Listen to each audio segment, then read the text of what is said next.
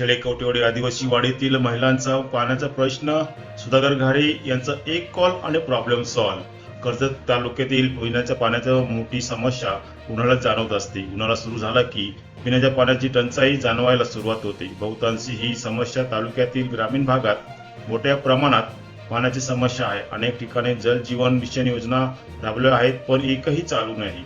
अशीच एक जल जीवन योजनेची समस्या घेऊन कशेळे कवटेवाडीतील 100 आदिवासी महिला काल राष्ट्रवादी काँग्रेस पार्टीचे रायगड जिल्हा अध्यक्ष सुधाकर घारे यांच्याकडे पिण्याच्या पाण्याची समस्या घेऊन गेल्या होत्या। त्या महिलांची त्यांचे पाण्याची समस्या विषयी समस्या मांडत असताना सुधाकर घारे यांनी बीडीओ यांना एक कॉल केला आणि 2 दिवसात पाणी चालू होईल असे शब्द बीडीओ साहेब यांनी दिला। सुधाकर घारे यांचा एक कॉल आणि प्रॉब्लेम सॉल्व्ह असे सुधाकर घारे गोरगरीब जनतेचे नेते म्हणून ओळखले जात आहेत। सुधाकर घारे दरवर्षी पाणी टंचाई गावाला वैयक्तिक टँकर पाठवून पाणी पुरवत असतात, त्यामुळे ग्रामीण भागातील जनतेच्या मनात सुधाकर घारे बसले आहेत। पाईपलाईन 2021ला सुरुवात केली खोदकाम करायला, जेमतेम 22 पर्यंत खोदकाम पूर्ण झालं आमचं आणि गेल्या वर्षीपासून पाणी चालू झालं। पाणी सोडतात ते पण महिन्यातनं 3 दिवस, 10 दिवसातनं एकदाच पाणी सोडतात। त्याला पाणीच नाही। इलेक्शनच्या आधी म्हणजे 2 फेब्रुवारीला पाणी सोडलेलं, ते पण पूर्ण गावात पाणी पूर्ण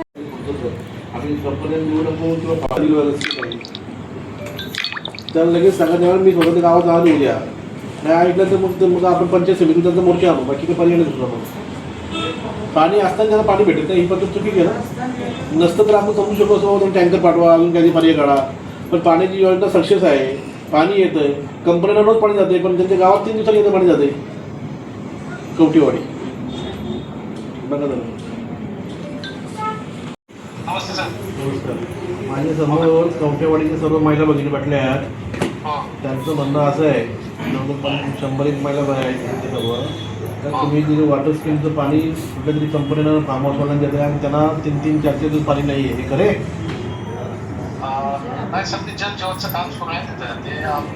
आणि साहेब आपण कशी मंडळी सक्षम ग्रामपंचायत आहे, त्यांना जर पाणी नसेल तर आपण टँकरनी पाणी पुरवठा केला पाहिजे, पहिल्याचा विषय नाही ते तुम्ही पहिलाच उद्याच्या उद्या मी व्हिडिओला पण सांगतोय, मी सिओला पण बोलवीन आणि पण डेप्युटी फेपुटी एकदा सगळं तिथं बोलवीन मी।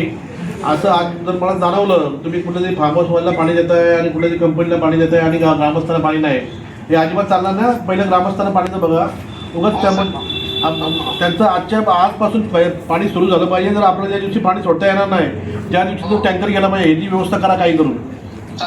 हां, मी उद्या तिथं स्वतः वाडी जाणार त्या कवटेवाडीमध्ये, त्यांना महिलांनी गणपती बसतात संध्याकाळी उद्या। आजपासून पाणी चालू करा आणि ज्या कंपनी दिला ते पहिलं बंद करा कुठलेही। हां,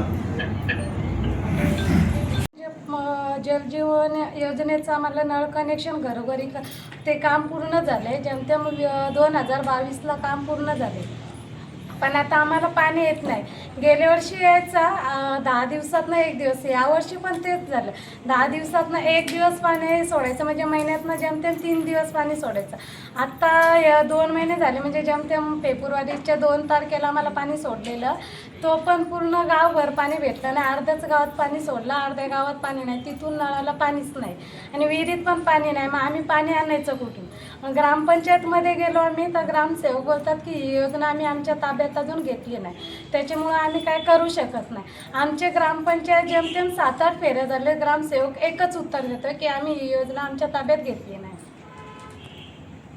आत्ता पाण्याची व्यवस्था म्हणजे विहिरीत थोडाफार आहे, म्हणजे जेमतेम 1-1.5 महिना जाईल, त्याच्यानंतर पाणी नाही। नंतर मग आम्हाला 1-2 किलोमीटर अंतरावरून पाणी डोक्यावर आणायला लागतं आणि आता विहिरीत आहे। ते बोलतात आम्ही विहिरीचं कनेक्शन विहिरीत देऊ पाणी, विहिरीत देणार मग नळ कशाला जोडलेत? नळाचं कनेक्शन आहे तर आम्हाला नळाचं पाणी पाहिजे जलजीवनचं।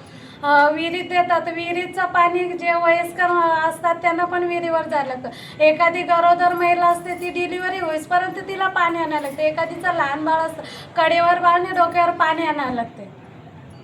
आम्ही फक्त ग्रामपंचायतमध्ये गेलेलो आणि जे ठेकेदार आहेत त्यांच्याकडे गेलेलो, गावातले सदस्याकडे गेले, म्हणजे जे ग्रामपंचायतचे सदस्य आहेत त्यांच्याकडे। ग्रामपंचायतमध्ये कोणी भेटलं का? ग्रामसेवक आहेत। काय बोलले?